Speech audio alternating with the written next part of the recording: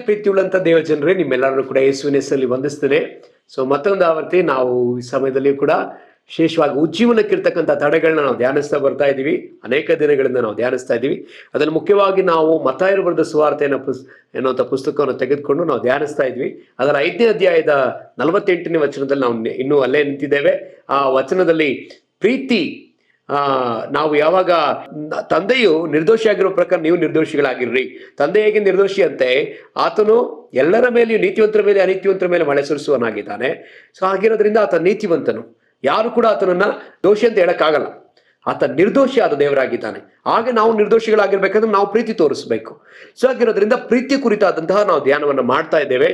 ಪ್ರೀತಿ, ನಾವು ಯಾವಾಗ ನಾವು ಪ್ರೀತಿಯಲ್ಲಿ ನಡೆಯುತ್ತೇವೋ ಆಗಲೇ ನಾವು ಪರಿಶುದ್ಧರು, ಆಗಲೇ ನಾವು ನಿರ್ದೋಷಿಗಳಂತ ಹೇಳಿ ಎಫೆಸದವರಿಗೆ ಬರೆದ ಪತ್ರಿಕೆ 1ನೇ ಅಧ್ಯಾಯದ 4ನೇ ವಚನದಲ್ಲಿ ನಾವು ಧ್ಯಾನಿಸಿದ್ವಿ ಹಿಂದೆ.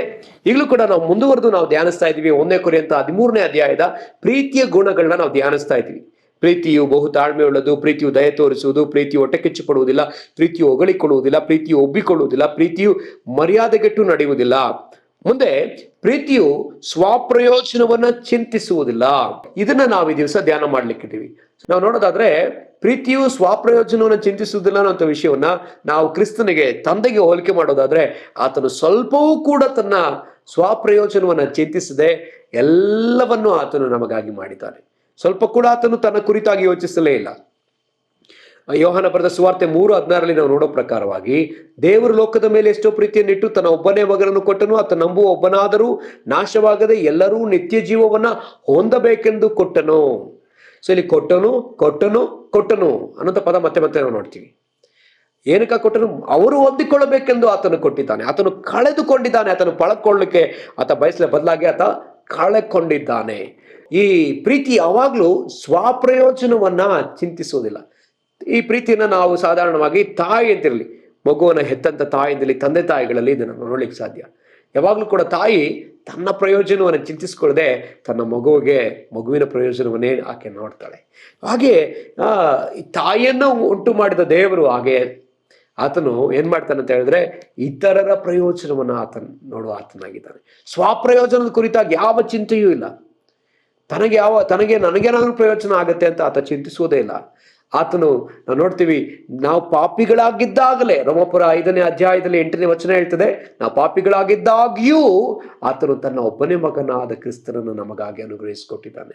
ಸ್ವಲ್ಪವೂ ಕೂಡ ಚಿಂತಿಸಿದೆ, ತನ್ನ ಕುರಿತಾಗಿ ಚಿಂತಿಸಿ, ತನ್ನ ಸ್ವಾರ್ಥವನ್ನು ನೋಡದೆ. ಸೊ ಆತ ಪ್ರೀತಿಸುವಂತಹ ದೇವರಾಗಿ ಆತನು ಇರೋದೇ ನಾವು ಕಾಣಲಿಕ್ಕೆ ಸಾಧ್ಯ.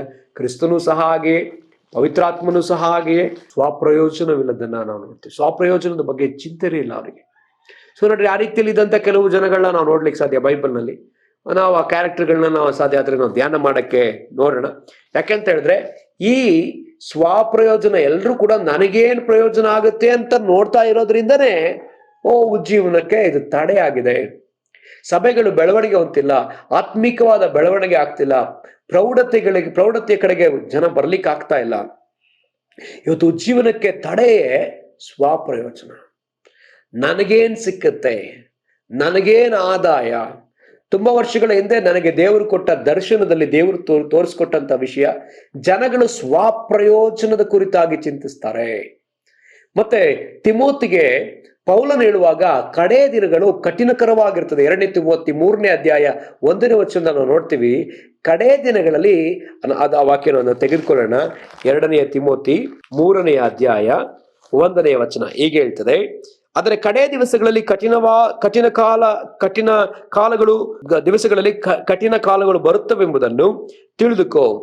ಮನುಷ್ಯರು ಸ್ವಾರ್ಥ ಚಿಂತಕರು, ಹಣದಾಸೆಯವರು, ಬಡಾಯಿ ಕೊಚ್ಚುವವರು, ಅಹಂಕಾರಿಗಳು, ದೂಷಕರು, ತಂದೆ ತಾಯಿಗಳಿಗೆ ಅವಿಧೇಯರು, ಉಪಕಾರ ನೆನೆಸದವರು, ದೇವರಿಗೆ ಭಯವಿಲ್ಲದವರು, ಮಮತೆ ಇಲ್ಲದವರು, ಸಮಾಧಾನವಾಗದವರು, ಚಾಡಿ ಹೇಳುವವರು, ದಮೆ ಇಲ್ಲದವರು, ಉಗ್ರತೆ ಉಳ್ಳವರು, ಒಳ್ಳೆಯದನ್ನು ಪ್ರೀತಿಸದವರು, ದ್ರೋಹಿಗಳು, ದುಡುಕಿನವರು, ಉಬ್ಬಿಕೊಂಡವರು, ದೇವರನ್ನ ಪ್ರೀತಿಸದೆ ಭೋಗಗಳನ್ನೇ ಪ್ರೀತಿಸುವವರು, ಭಕ್ತಿಯ ವೇಷವಿದ್ದು ಅದರ ಬಲವನ್ನ ಬೇಡವನ್ನುವವರು ಆಗಿರುವರು. ಇಂಥವರ ಸಹವಾಸವನ್ನ ಮಾಡದಿರು. ಸೊ ನಾವು ನೋಡೋಂಥ ಒಂದು ವಿಷಯ, ಇಂಥವರ ಸಹವಾಸ ನೀನ್ ಮಾಡ್ಬೇಡ ಅಂತೇಳಿ ಪೌಲ ತಿಮೋತಿಯನಿಗೆ ತುಂಬಾ ಉತ್ತಮವಾದ ರೀತಿಯಲ್ಲಿ ಆತನು ಬುದ್ಧಿವಾದದ ಮಾತುಗಳನ್ನ ಹೇಳೋದನ್ನ ನಾವು ಕಾಣ್ತೀವಿ. ಆ ಪತ್ರಿಕೆಯಲ್ಲಿ ಬರದೇ ಹೇಳಿರುವಂತ ವಿಷಯ ನಾವು ನೋಡ್ತೀವಿ. ಅದರಲ್ಲಿ ಮುಖ್ಯವಾಗಿ ಕಡೆ ದಿನದಲ್ಲಿ ಕಠಿಣವಾದ ಕಾಲದಲ್ಲಿ ನಾವು ನೋಡುವಂತ ಮೊದಲನೇ ರೀತಿಯಾದ ಜನಗಳು ಯಾರಂತ ಹೇಳಿದ್ರೆ ಸ್ವಾರ್ಥ ಚಿಂತಕರು. ಸೊ ಎಲ್ಲೆಲ್ಲಿಯೂ ಸ್ವಾರ್ಥ ಚಿಂತಕರು, ಸಭೆಗಳೊಳಗೆ ಸ್ವಾರ್ಥ ಚಿಂತಕರು. ಸೊ ಈ ವ್ಯಕ್ತಿಗೆ ನಾವು ಪ್ರಾರ್ಥನೆ ಮಾಡಿದ್ರೆ ನನಗೇನ್ ಆದಾಯ, ನಾನು ಇವನಿಗೆ ಸುವಾರ್ಥ ಹೇಳಿದ್ರೆ ನನಗೇನ್ ಸಿಕ್ಕುತ್ತೆ, ನಾನು ಅವ್ರ ಮನೆಗೆ ಹೋಗಿ ಅವ್ರನ್ನ ಆಧರಿಸಿದ್ರೆ ನನಗೇನ್ ಸಿಕ್ಕುತ್ತೆ ಎಂಬುದಾಗಿಯೇ ಯೋಚಿಸುವವರು. ಇದನ್ನೇ ನಾವು ನೋಡ್ತೀವಿ. ಮತ್ತೆ ಯೋಹಾನ ಬರೆದ ಸುವಾರ್ತೆ 10ನೇ ಅಧ್ಯಾಯದಲ್ಲಿ ಯೇಸು ಸ್ವಾಮಿ ಹೇಳ್ತಾರೆ ಕೂಲಿ ಕುರುಬರು ಎಂಬುದಾಗಿ. ಕೂಲಿಗಾಗಿ ಕೆಲಸ ಮಾಡುವ ಕುರುಬರು. ಆದ್ರೆ ಕುರುಬನಾದ್ರೂ, ಆ ಕುರಿಗಳ ನಿಜವಾದ ಕುರುಬನಾದ್ರೂ ಆ ಕುರಿಗಳಿಗೋಸ್ಕರ ಪ್ರಾಣ ಕೊಡ್ತಾನಂತೆ. ಆದ್ರೆ ಈ ಕುರುಬರು ಏನ್ ಮಾಡ್ತಾರಂತೆ, ಆ ಒಂದು ತೋಳ ಬರ್ತಿದ್ದಾಗೆ ಅಥವಾ ಆ ಒಂದು ಮೃಗ ಬರ್ತಿದ್ದಾಗೆ ಆ ಕುರಿಗಳನ್ನ ಬಿಟ್ಟು ಓಡೋಗ್ಬಿಡ್ತಾರೆ. ಯಾಕೆ ಅದ್ರ ಕುರಿತಾಗ ಅವುಗಳಿಗೆ ಚಿಂತೆ ಇಲ್ಲ, ಅವ್ರಿಗೆ ಚಿಂತೆ ಇಲ್ಲ. ಸ್ವಾರ್ಥ ಚಿಂತಕರು, ತಮಗೇನ್ ಸಿಗುತ್ತೆ ಎಂಬುದಾಗಿ ಆಲೋಚಿಸುವವರು. ಈಗ ಸಾಧಾರಣವಾಗಿ ನಾವು ಯೋಚಿಸೋದಾದ್ರೆ, ನಾವು ನಮ್ಮ ಮನೆಗಳಿಂದ ಹೊರಗೆ ಹೋಗ್ತಾ ಇದ್ದಾಗೆ ನಾವು ಯಾವಾಗ್ಲೂ ಯೋಚಿಸ್ತೀವಿ, ನಾನು ಅಲ್ಲಿ ಹೋಗೋದ್ರಿಂದ ನನಗೇನ್ ಲಾಭ. ಯಾವ್ದಾದ್ರು ಮದ್ವೆಗೆ ನಾವು ಹೋಗುವಾಗ ನಾವು ಯೋಚಿಸ್ತೀವಿ, ಈ ಮದ್ವೆಗೆ ನಾನು ಹೋಗ್ಲಾ ಬೇಡವಾ, ಇವ್ರು ನಮ್ಮ ಮದ್ವೆಗೆ ಬಂದಿದ್ದಾರಾ, ನಮ್ಮ ಮನೆಯ ಕುಟುಂಬದ ಕಾರ್ಯಕ್ರಮಗಳಿಗೆ ಇವ್ರು ಬಂದಿದ್ದಾರಾ, ಇವ್ರು ಎಷ್ಟು ಮುಯಿ ಕೊಟ್ರು, ಎಷ್ಟು ಕೊಟ್ರು. ಸೊ ಅದೇ ಅಷ್ಟನ್ನೇ ನಾವು ಕೊಡೋದಕ್ಕೆ ಪ್ರಯತ್ನಿಸ್ತೀವಿ. ಮುಯ್ಯಿಗೆ ಮುಯ್ಯಿ ಮಾಡುವವರು. ಅದನ್ನೇ ಮತ್ತಾಯ ಬರೆದ ಸುವಾರ್ತೆ 5ನೇ ಅಧ್ಯಾಯದಲ್ಲಿ ನಾವು ನೋಡಿದ್ವಿ. 42, 43, 44, 45, 46, 48 ವಚನಗಳಲ್ಲಿ, ಆ ವಚನಗಳಲ್ಲಿ ನಾವು ನೋಡಿದ್ವಿ. ಎಲ್ಲ ನೋಡ್ತೀವಿ, ನೀವು ಪ್ರೀತಿಸುವವರನ್ನೇ ಪ್ರೀತಿಸಿದರೆ ಪ್ರಯೋಜನ ಏನು? ನೀವು ಸ್ವಾರ್ಥ ಚಿಂತಕರಂತೆ ಕಾಣ್ತೀರಿ. ಲೋಕವು ಕೂಡ ಅದೇ ರೀತಿಯಲ್ಲಿ ಪ್ರೀತಿಸ್ತದಲ್ಲ, ಅನ್ಯರು ಅದೇ ರೀತಿಯಲ್ಲಿ ಪ್ರೀತಿಸ್ತಾರಲ್ಲ. ಸ್ವಾರ್ಥ ಚಿಂತನೆ. ಸೊ ಆಗಿರೋದ್ರಿಂದ ದೇವರ ಮಕ್ಕಳಾಗಿರುವಂತ ನಾವುಗಳು ಉಜ್ಜೀವನಕ್ಕೆ ಸ್ವಾರ್ಥ ಚಿಂತನೆ ಇಲ್ಲದವರಾಗಿದ್ರೆ ಮಾತ್ರವೇ ನಾವು ಈ ಒಂದು ಉಜ್ಜೀವನಕ್ಕೆ ಕಾರಣರಾಗ್ಲಿಕ್ಕೆ ಸಾಧ್ಯ. ಈ ಉಜ್ಜೀವನ ನಮ್ಮ ಮಧ್ಯದಲ್ಲಿ ಬರ್ಲಿಕ್ಕೆ ಸಾಧ್ಯ. ಈ ಉಜ್ಜೀವನ ಅಂತ ಹೇಳಿದ್ರೆ ನಾವು ತುಂಬಾ ದಿನಗಳಿಂದ ನಾವು ಧ್ಯಾನಿಸ್ತಾ ಇದ್ದೀವಿ, ದೇವರು ನಮ್ಮನ್ನ ಬಂದು ಭೇಟಿ ಮಾಡುವಂಥದ್ದೇ. ದೇವರು ನಮ್ಮನ್ನ ಬಂದು ಭೇಟಿ ಮಾಡಿದ್ರೆ ಮುಗೀತು ಪ್ರಿಯರೇ. ಯೇಸು ಕ್ರಿಸ್ತನು ಸತ್ತವರೊಳಗಿಂದ ಜೀವಿಸಯುತವಾಗಿ ಎಬ್ಬಿಸಲ್ಪಟ್ಟು ಅಪೊಸ್ತಲನ ಭೇಟಿಯಾದನು. ಅಪೊಸ್ತಲನ ಭೇಟಿಯಾಗಿ ತಿರುಗಿ ಆತನು ಪರಲೋಕಾರೋಹಣನಾದನು. ಆ ಪರಲೋಕಾರೋಹಣ ಆದ ಕೂಡಲೇ ಪವಿತ್ರಾತ್ಮನು, ಸರ್ವಶಕ್ತನಾದ ದೇವರ ಸ್ವರೂಪನಾದ ಪವಿತ್ರಾತ್ಮನು ಅಪೊಸ್ತಲನ ಬಂದು ಭೇಟಿ ಮಾಡಿದ. ಒಂದೇ ಒಂದು ಭೇಟಿ ಆ ಅಪೊಸ್ತಲರ ಜೀವಿತವನ್ನೇ ಮಾರ್ಪಡಿಸ್ಬಿಡ್ತು. ಅವ್ರ ಜೀವಿತದಲ್ಲಿ ದೊಡ್ಡ ಬದಲಾವಣೆ, ನಡೆಯಲ್ಲಿ ಬದಲಾವಣೆ, ಮಾತಿನಲ್ಲಿ ಬದಲಾವಣೆ, ಸೇವೆಯಲ್ಲಿ ಬದಲಾವಣೆ. ಸೊ ಎಂಥ ಬದಲಾವಣೆ ನಾವು ನೋಡ್ಲಿಕ್ಕೆ ಸಾಧ್ಯ ನೋಡ್ರಿ ಪ್ರಿಯರೇ. ಸೊ ಆಗಿರೋದ್ರಿಂದ ಇಲ್ಲಿ ನೋಡುವಂತ ಒಂದು ವಿಷಯ. ಸೊ ಹಾಗಿದ್ರೆ ನಾವು ಕೂಡ ಸ್ವಾರ್ಥ ಚಿಂತನೆ ಇಲ್ಲದವರಾಗಿರ್ಬೇಕಾಗಿದೆ. ಅಪೊಸ್ತಲರ ಜೀವಿತವನ್ನು ನಾವು ಉದಾಹರಣೆ ತೆಗೆದುಕೊಳ್ಳೋದಾದ್ರೆ, ಅವರ ಜೀವಿತಗಳನ್ನ ನೋಡ್ರಿ. ಪ್ರಾರಂಭದಲ್ಲಿ ಒಬ್ಬ ಹೇಳ್ತಾನೆ, ನಾನು ನಿನ್ನ ಬಲಗಡೆಯಲ್ಲಿ ಕೂರ್ಬೇಕು, ಇನ್ನೊಬ್ಬ ಹೇಳ್ತಾನೆ ನಾನು ಎಡಗಡೆಯಲ್ಲಿ ಕೂರ್ಬೇಕಂತಾನೆ, ಇನ್ನೊಬ್ಬ ಹೇಳ್ತಾನೆ ನಾನೇ ಹಿರಿಯ, ನಾನೇ ಇದಕ್ಕೆ ಮುಂದಿನ ನಾಯಕ, ಯೇಸುನ ನಂತರ ನಾನೇ ನಾಯಕ. ಅವರ ಮಧ್ಯದಲ್ಲಿ ವಾದ ವಿವಾದಗಳು ನಡೀತಾ ಇದೆ. ಯೇಸು ಕ್ರಿಸ್ತನ ಆಗ ತಾನೇ ತನ್ನ ಶಿಲುಬೆಯ ಮರಣದ ಕುರಿತಾಗಿ ಮಾತಾಡ್ತಿದ್ರೆ, ಇವರ ಮಧ್ಯದಲ್ಲಿ ಯಾರ್ ನಾಯಕ ಎಂಬ ಮಾತು ನಡೀತಾ ಇದೆ.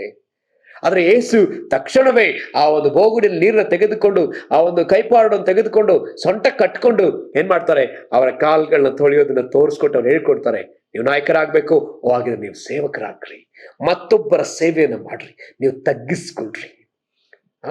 ಒಬ್ಬ ಒಳ್ಳೆ ನಾಯಕ ಯಾರಂತ ಹೇಳಿದ್ರೆ ಆತ ಸೇವೆ ಮಾಡ್ತಾನೆ, ಆತ ತಗ್ಗಿಸ್ಕೊಳ್ತಾನೆ. ಹಾಗಿದ್ರೆ ಪ್ರಿಯರೇ, ನಾವು ಸ್ವಾರ್ಥ ಚಿಂತಕರಾಗಿದ್ರೆ ಒಳ್ಳೆ ನಾಯಕನಾಗಿರ್ಲಿಕ್ಕೆ ಸಾಧ್ಯವಿಲ್ಲ. ಈ ಉಜ್ಜೀವನಕ್ಕೆ ನಾವು ನಾಯಕರಾಗಿ ನಿಲ್ಲಬೇಕಾಗಿದೆ. ನಾವು ಆ ಒಂದು ಒಳ್ಳೆ ನಾಯಕತ್ವದಲ್ಲಿ ನಿಂತಾಗ ಮಾತ್ರನೇ ಜನಗಳನ್ನ ನಾವು ಕ್ರಿಸ್ತನ ಕಡೆಗೆ ನಡೆಸಲಿಕ್ಕೆ ಸಾಧ್ಯ. ನಾವು ಒಬ್ಬ ಒಳ್ಳೆ ಕ್ರೈಸ್ತನಾಗಿದ್ರೆ ಮಾತ್ರ, ಸೊ ದೇವರಿಗೆ ಮೆಚ್ಚುಗೆಯಾದ ಕ್ರೈಸ್ತನಾಗಿದ್ರೆ ಮಾತ್ರ, ನಾವು ಆತನನ್ನ ಭೇಟಿ ಮಾಡಿದ್ರೆ ಮಾತ್ರ ಏನಾಗ್ತದೆ, ಸೊ ನಮ್ಮ ಮೂಲಕ ಒಂದು ಜೀವನ ಆತನನ್ನ ಭೇಟಿ ಮಾಡ್ಬೇಕಲ್ಲ. ನಾನು ತುಂಬಾ ಹಿಂದೆ ಹೇಳಿದಂತ ಒಂದು ವಿಷಯವನ್ನು ನಾನು ಈಗ ಹೇಳಲಿಕ್ಕಿದ್ದೇನೆ. ಆತನನ್ನ ಭೇಟಿ ಮಾಡ್ಬೇಕಂದ್ರೆ ನಾವು ಎಲ್ಲಿ ಹೋಗೋಣ? ಆತನ ಅಡ್ರೆಸ್ ಎಲ್ಲಿ? ಆತನ ಅಡ್ರೆಸ್ ಯಾವ್ದು ಗೊತ್ತಾ? ಒಬ್ಬ ಸೇವಕರು ಹೇಳಿದ್ದು ನಂಗೆ ತುಂಬಾ ಚೆನ್ನಾಗಿ ನೆನಪಿದೆ. ಆತನ ಅಡ್ರೆಸ್, ಯೇಸುವಿನ ಅಡ್ರೆಸ್ ಶಿಷ್ಯರ ಪಾದ. ಶಿಷ್ಯರ ಪಾದಗಳ ಬಳಿನೇ ಆತನ ಅಡ್ರೆಸ್. ಆತನಲ್ಲಿ ತಗ್ಗಿಸ್ಕೊಂಡಿದ್ದಾನೆ, ಅವರ ಪಾದಗಳನ್ನ ಆತ ತೊಳಿತಾ ಇದ್ದಾನೆ. ಆತ ಅಷ್ಟೂ ತನ್ನನ್ನು ತಗ್ಗಿಸಿಕೊಂಡವನು. ಈಗಲೂ ಕ್ರಿಸ್ತನನ್ನು ನೀವು ಹುಡುಕಬೇಕು. ಕ್ರಿಸ್ತ ನಿಮಗೆ ಬೇಕು. ನೀವು ತಗ್ಗಿಸಿಕೊಳ್ಳುವುದಾದ್ರೆ ನಿಮಗೆ ಆತನು ಸಿಗ್ತಾನೆ. ಅಲ್ಲಿದ್ದಾನೆ ಆತ. ನೀವೆಲ್ಲೋ ಇದ್ದುಕೊಂಡು ಆತನನ್ನು ಹುಡುಕುವುದಾದ್ರೆ ಸಿಕ್ಕುವುದಿಲ್ಲ ಪ್ರಿಯರೇ. ನಾವು ಸ್ವಾರ್ಥ ಚಿಂತಕರಾಗಿದ್ರೆ ಆತನನ್ನು ನಾವು ಹೊಂದಿಕೊಳ್ಳಿಕ್ಕೆ ಸಾಧ್ಯ ಇಲ್ಲ. ಆತನಿಂದ ನಾವು ಸಂದರ್ಶನವನ್ನು ಹೊಂದಿಕೊಳ್ಳಿಕ್ಕೆ ಸಾಧ್ಯ ಇಲ್ಲವಿಲ್ಲ. ನಾವಾಗಿದ್ರೆ ಸ್ವಾರ್ಥ ಚಿಂತನೆಯನ್ನು ಬಿಟ್ಟು ನಿಸ್ವಾರ್ಥಿಗಳಾಗಿ ಮಾರ್ಪಡಬೇಕಾಗಿದೆ. ಯಾಕೆಂದ್ರೆ ಈ ಪ್ರೀತಿ ಎಂಥ ಪ್ರೀತಿ, ಇದು ಸ್ವಾರ್ಥ ಚಿಂತನೆ ಅಲ್ಲದ, ಸ್ವಪ್ರಯೋಜನವನ್ನ ಮಾಡದ ಒಂದು ಪ್ರೀತಿಯಾಗಿದೆ. ಸ್ವಪ್ರಯೋಜನವನ್ನ ಚಿಂತಿಸದೇ ಇರುವಂತಹ ಒಂದು ಪ್ರೀತಿಯಾಗಿದೆ. ನಾವೀ ದಿವಸ ಯಾವುದರ ಕುರಿತಾಗಿ ಚಿಂತಿಸ್ತಾ ಇದ್ದೇವೆ? ನಮ್ಮ ಪ್ರಯೋಜನದ ಕುರಿತಾಗಿ ಚಿಂತಿಸ್ತಿದ್ದೀವೋ ಅಥವಾ ಇತರರ ಪ್ರಯೋಜನದ ಕುರಿತಾಗಿ ಚಿಂತಿಸ್ತಿದ್ದೀವೋ? ನಾನು ಹೋಗೋದ್ರಿಂದ ನನಗೇನ್ ಸಿಗುತ್ತೆ ಅಂತನೋ ಅಥವಾ ಅವ್ರಿಗೇನ್ ಸಿಕ್ಕುತ್ತೆ, ಅವ್ರೇನು ಹೊಂದ್ಕೊಳ್ತಾರೆ, ಅವ್ರ ಸಮಾಧಾನ ಹೊಂದ್ಕೊಳ್ತಾರಲ್ಲ, ಅವ್ರ ಆರೋಗ್ಯನ ಹೊಂದ್ಕೊಳ್ತಾರಲ್ಲ, ಅವ್ರ ಆದರಣೆಯನ್ನು ಹೊಂದ್ಕೊಳ್ತಾರಲ್ಲ, ಅವ್ರ ಯೇಸುವನ್ನು ಹೊಂದ್ಕೊಳ್ತಾರಲ್ಲ, ಅವರು ನಿತ್ಯ ಜೀವನ ಹೊಂದ್ಕೊಳ್ತಾರಲ್ಲ, ಅವರು ಬಿಡುಗಡೆನ ಹೊಂದ್ಕೊಳ್ತಾರಲ್ಲ, ಅವ್ರು ಪರಲೋಕಕ್ಕೆ ಬರ್ತಾರಲ್ಲ. ಸೊ ಈ ರೀತಿಯಾಗಿ ನಮ್ಮ ಬಗ್ಗೆ ಚಿಂತಿಸ್ತೆ ನಾವು ಅವ್ರ ಬಗ್ಗೆ ಚಿಂತಿಸ್ತಿದ್ದೇವೋ? ಸೊ ಇದು ತುಂಬಾ ಮುಖ್ಯ ಪ್ರಿಯರೇ. ಆಗಿರೋದ್ರಿಂದ ನಾವು ಪ್ರಾರ್ಥನಾ ಪೂರ್ವಕವಾಗಿ ನಮ್ಮ ಜೀವಿತವನ್ನ ಒಪ್ಪಿಸಿಕೊಳ್ಳೋಣ. ನಮ್ಮಲ್ಲಿರ್ತಕ್ಕಂಥ ಆ ಪ್ರೀತಿ, ದೈವಿಕವಾದ ಪ್ರೀತಿ, ಸ್ವಪ್ರಯೋಜನವನ್ನ ಚಿಂತಿಸದ ಆ ಪ್ರೀತಿ ನಮ್ಮೊಳಗಿಂದ ಉಕ್ಕಲಿ. ಆ ಪ್ರೀತಿ ಉಕ್ಕದ ಹಾಗೆ ಅದರಲ್ಲಿರ್ತಕ್ಕಂಥ ಎಲ್ಲ ಆ ಒಂದು ಏನಂತ ಹೇಳ್ತಾರೆ, ಸ್ವಾರ್ಥದ ಚಿಂತೆ, ಸ್ವಾರ್ಥ ಚಿಂತೆ, ಅದೆಲ್ಲ ಆ ಕಸಗಳೆಲ್ಲ ತೆಗೆಯಲ್ಪಡಲಿ. ಈ ಸಮಯದಲ್ಲಿ ನಾವು ಪ್ರಾರ್ಥನೆ ಮಾಡೋಣ. ನಮ್ಮನ್ನು ಒಪ್ಪಿಸಿಕೊಟ್ಟು ನಾವು ಪ್ರಾರ್ಥಿಸೋಣ. ಕರ್ತನೇ, ನಿನಗೆ ಸ್ತೋತ್ರ ಸ್ವಾಮಿ. ನಾವು ಸ್ವಪ್ರಯೋಜನವನ್ನ ಚಿಂತಿಸುವವರು ಸ್ವಾಮಿ. ಯಾವಾಗಲೂ ನನಗೇನು, ನನ್ನ ಕುಟುಂಬಕ್ಕೇನು, ನಾನೇನ್ ಮಾಡ್ಲಿ, ನನಗೇನು ಆದಾಯ ಅನ್ನೋದನ್ನೇ ನಾವು ಚಿಂತಿಸಿದ್ದೇವೆ. ನಮ್ಮನ್ನ ಕ್ಷಮಿಸ್ರಿ ಅಪ್ಪ. ನಾವು ನಿಮ್ಮಂತೆ ಕರ್ತನೆ, ಇತರರಿಗೇನ್ ಸಿಕ್ಕತ್ತೆ, ನನ್ನಿಂದ ಅವರಿಗೇನ್ ಲಾಭ, ಅವ್ರಿಗೇನು ಒಳ್ಳೇದಾಗುತ್ತೆ ಅನ್ನೋದನ್ನ ನಾವು ಚಿಂತಿಸುವಂತೆ ನಮ್ಗೆ ಸಹಾಯ ಮಾಡಿ ಅಪ್ಪ. ನಿಂಗೆ ಸ್ತೋತ್ರ. ಇದನ್ನು ಮುಂದುವರಿದು ನಾವು ಕರ್ತನೆ ಧ್ಯಾನಿಸುವಾಗ ನಮಗೆ ಸಹಾಯ ಮಾಡು. ಹಾಗೆಯೇ ಮಾಡುವುದಕ್ಕಾಗಿ ಸ್ತೋತ್ರ ರಾಜ. ಎಲ್ಲ ಮಹಿಮೆ ನಮಗೆ ಸಲ್ಲಿಸ್ತೇವೆ. ಯೇಸುವಿನ ನಾಮದಲ್ಲಿ ಪ್ರಾರ್ಥಿಸ್ತೇವೆ ತಂದೆಯೇ, ಆಮೆನ್. ಕರ್ತನು ನಿಮ್ಮೆಲ್ಲರನ್ನು ಕೂಡ ಆಶೀರ್ವದಿಸಲಿ. Praise lord.